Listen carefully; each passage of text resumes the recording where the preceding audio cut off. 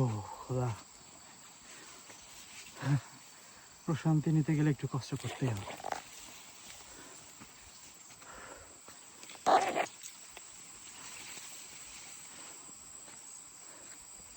আমরা যাচ্ছি শৈলং পাড়ার উদ্দেশ্যে। এখন ওখানে লাঞ্চ করবো, লাঞ্চ করে আবার বাঘের মুখ রাতে থাকবো।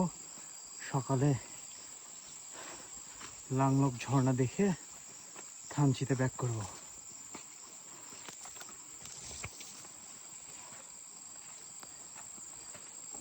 সবাই আগে আগে চলে গেছে, পিছনে রাকিব ভাই আছে। হ্যাঁ ওকে। এই হলো অবস্থা,